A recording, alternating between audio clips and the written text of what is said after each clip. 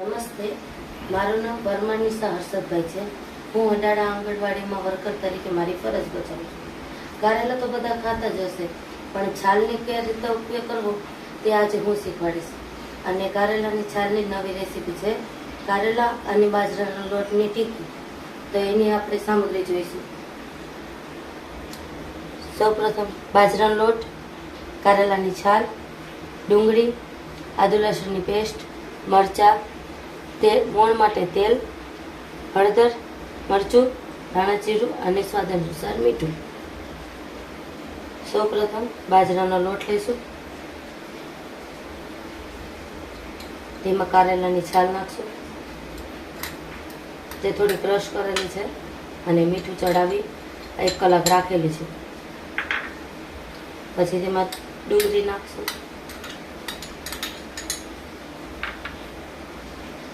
આદુ લસણની પેસ્ટ, મરચું,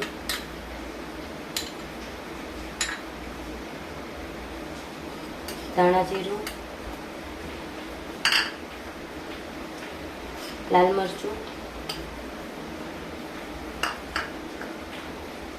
હળદર,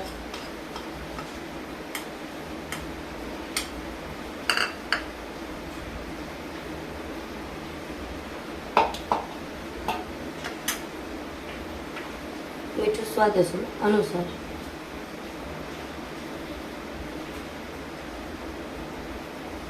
હવે મોણનું તેલ નાખી અને તેને બરાબર મિક્સ કરશું.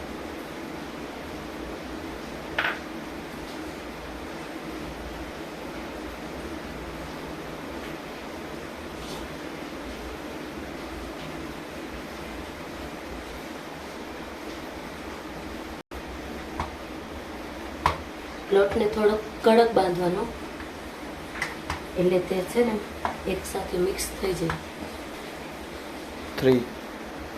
લોટ આપણો તૈયાર થઈ ગયો છે. હવે આપણે તળવા માટે તેલ મૂકીશું.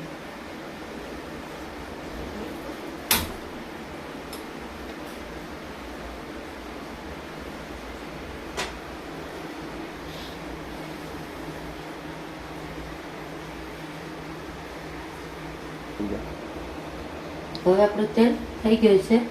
થોડુંક ધીમું આંચે રાખવાનું છે.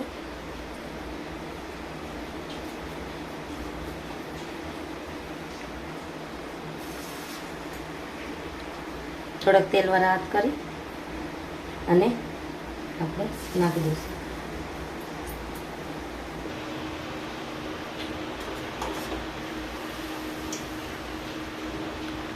થોડા ભૂરા રંગના થાય કે તેને ઉતારી લેવાના.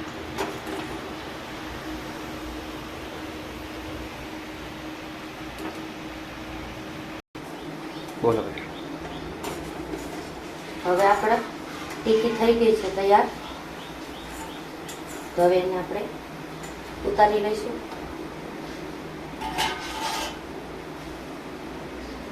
તૈયાર છે બાજરો અને કારેલાના ટીકી.